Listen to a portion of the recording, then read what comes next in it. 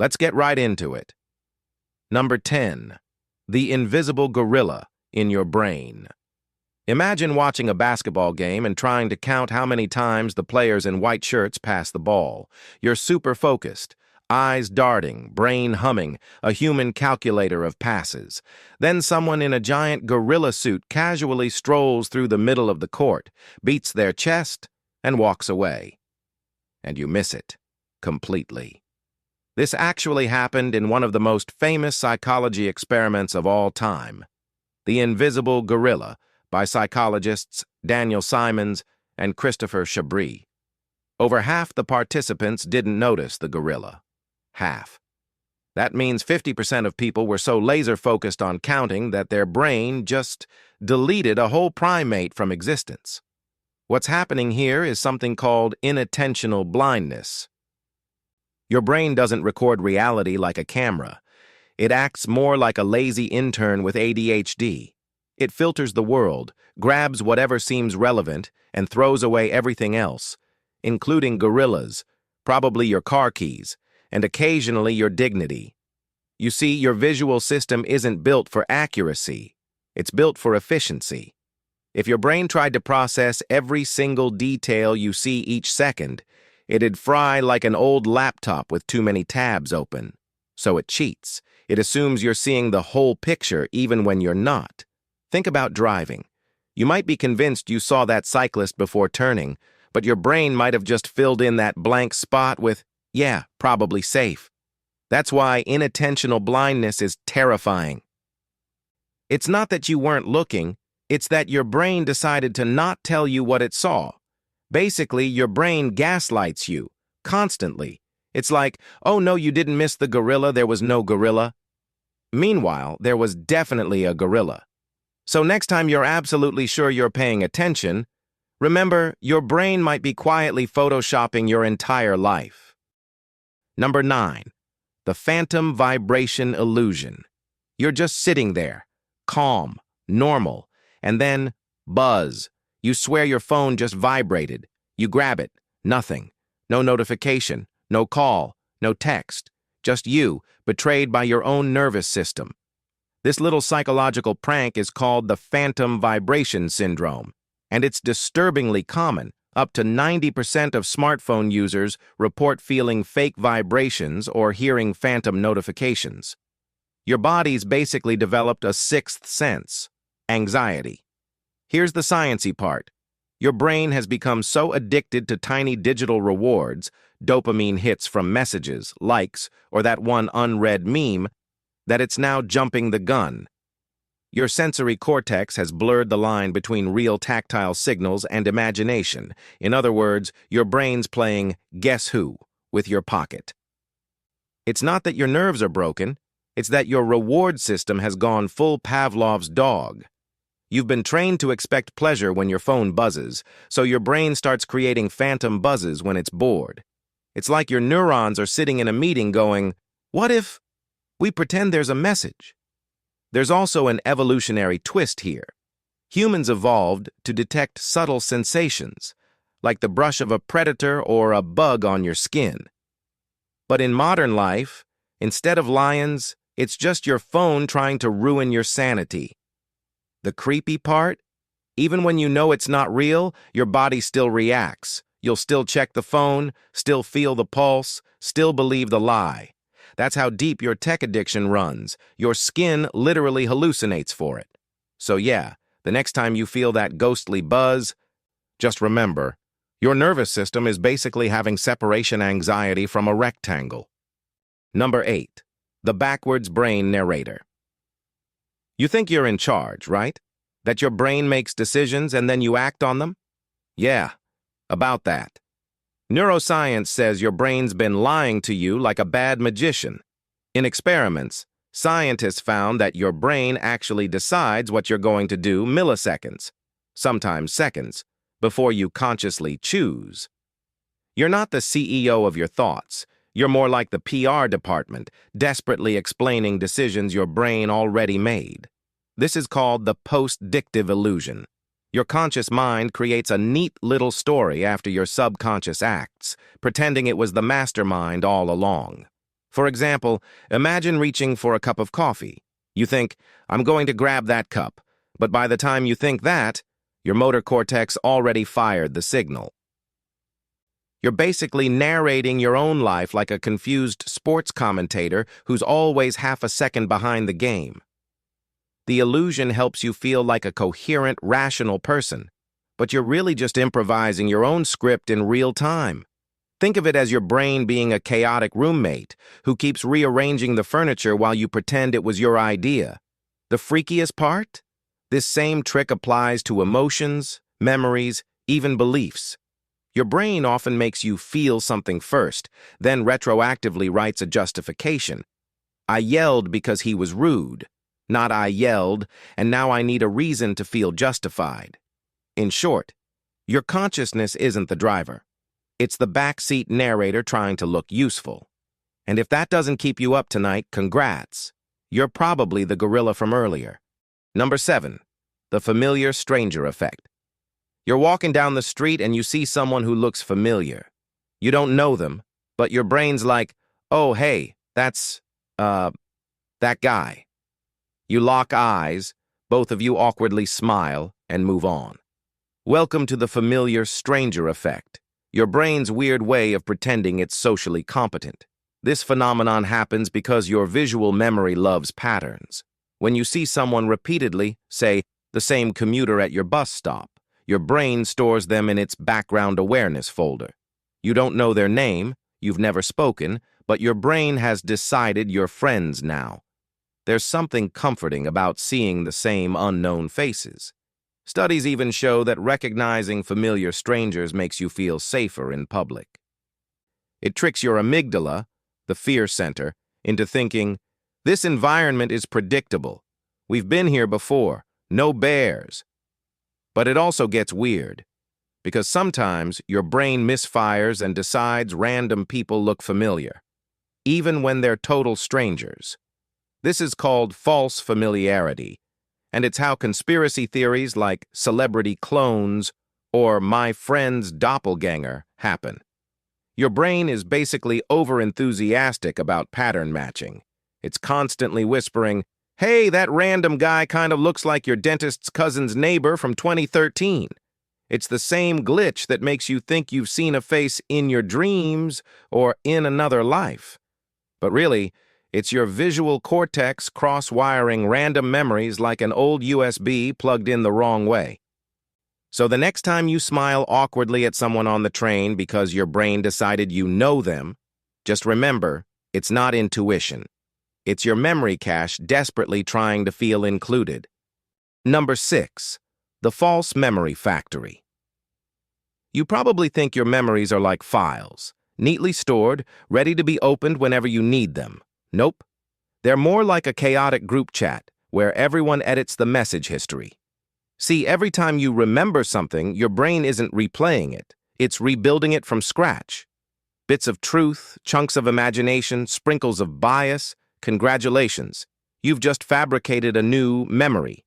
Psychologists call this reconsolidation, but honestly, it's more like creative writing with extra anxiety.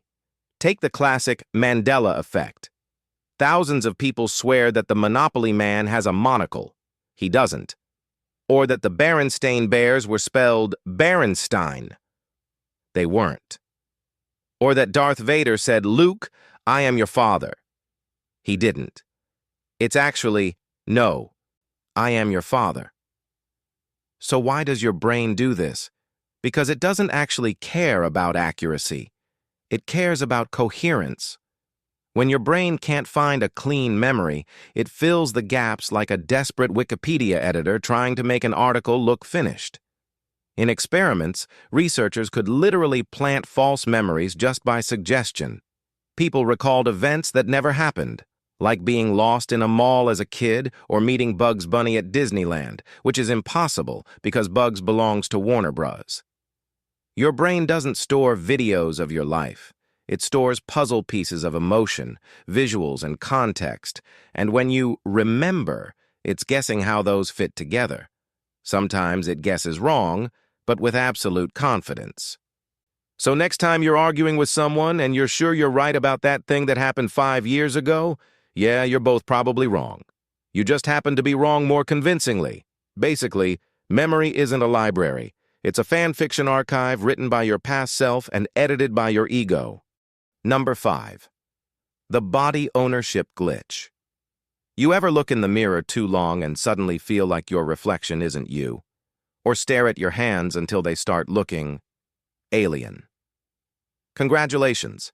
You've just experienced your brain's version of an identity crisis. The human sense of self, that "this body is mine" feeling, is surprisingly fragile. Neuroscientists tested this with the legendary rubber hand illusion. They placed a fake rubber hand in front of participants, hid their real hand, and stroked both simultaneously. Within minutes, the subjects felt the fake hand was theirs. Yes, people bonded emotionally with a $10 prop hand from a science store. This happens because your brain's body map is flexible. It constantly updates based on what you see and feel.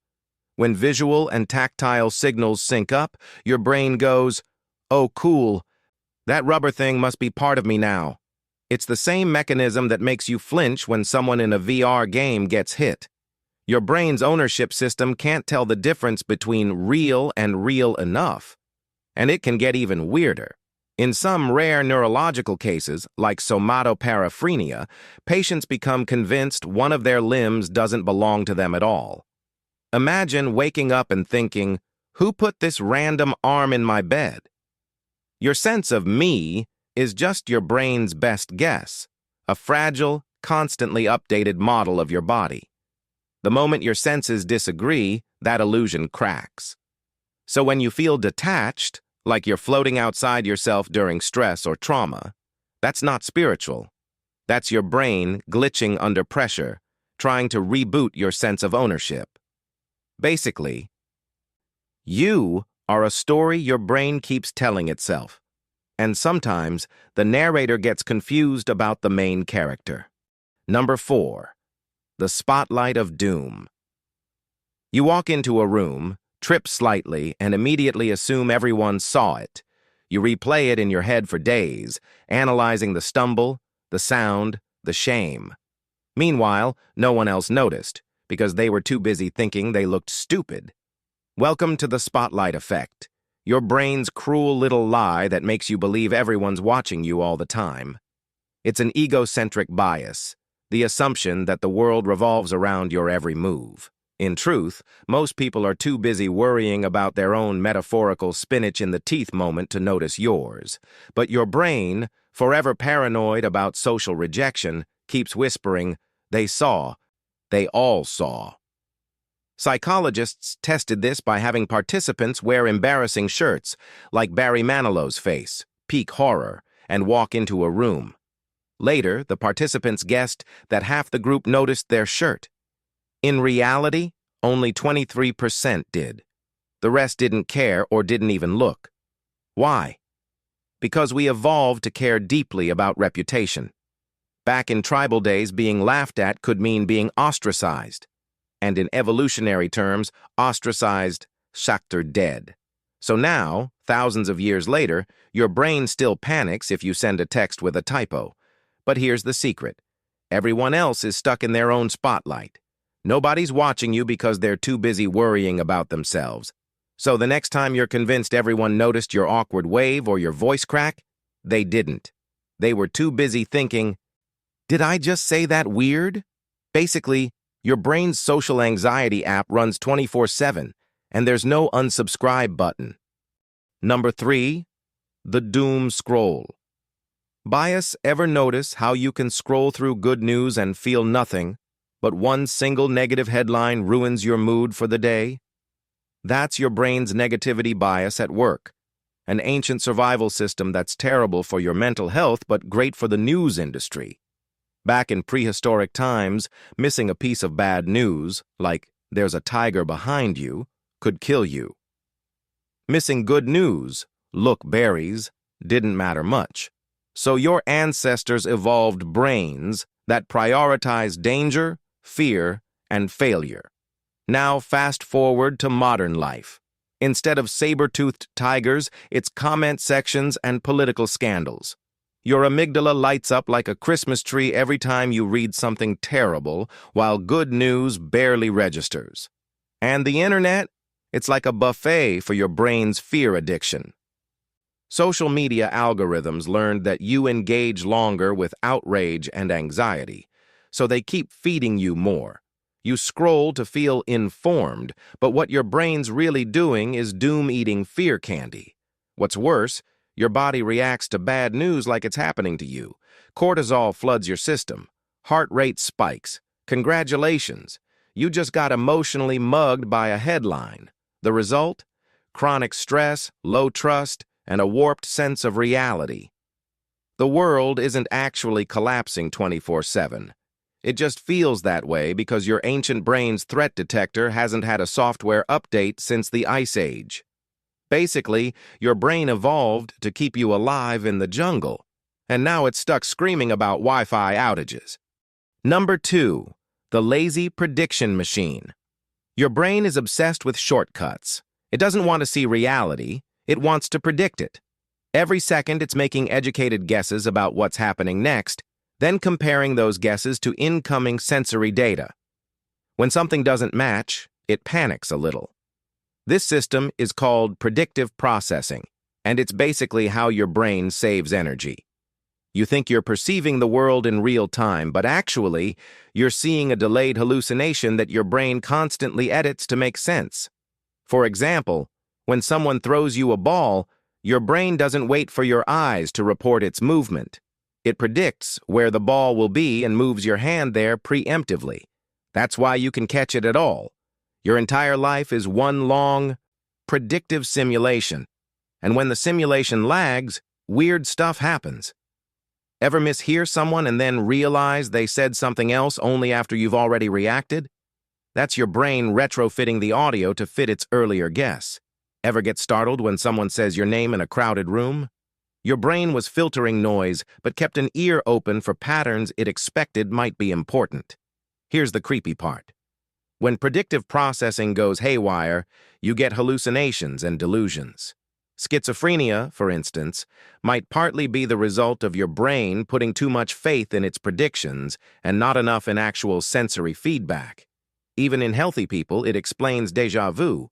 Your brain accidentally flags a new experience as a repeat because it predicted it too perfectly. Like your neurons are saying, yeah, I've seen this episode already. Basically, your brain is a Netflix autoplay that won't stop skipping ahead.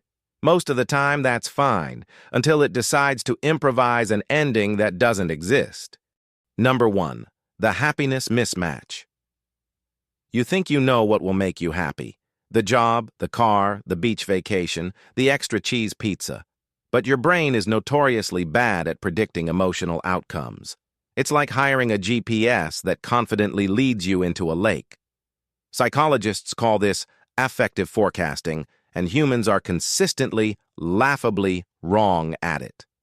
We overestimate how happy success will make us and how miserable failure will feel. Got dumped? You think you'll be sad forever. Get promoted? You think it'll fix your life. In reality, you emotionally rebound to your baseline faster than you expect, because your brain's hedonic treadmill keeps moving whether you like it or not. That new car smell? It fades. That big achievement? It becomes your new normal. Meanwhile, things you fear, losing a job, moving cities, embarrassing yourself, rarely destroy you as much as you imagine. Your brain's emotional predictions are melodramatic movie trailers for much milder films. This bias actually makes evolutionary sense. Your ancestors who worried too much probably survived longer than the ones who thought, hey, I'll be fine. But in the modern world, it means your brain is constantly lying to you about what will bring meaning or peace. Here's a fun example. Lottery winners report being about as happy as paraplegics a year after the event. That's not cosmic irony. That's your brain's emotional thermostat resetting itself. The real trick? Long-term happiness doesn't come from single moments of success. It comes from expectation management, gratitude, novelty, purpose, those things rewire your dopamine system in a sustainable way. But good luck convincing your brain of that when it's screaming, just one more dopamine hit. Basically, your brain is a terrible fortune teller that keeps promising paradise and delivering mild contentment with ads. That's all for today. I'll be making similar videos in the future. Subscribe to see them.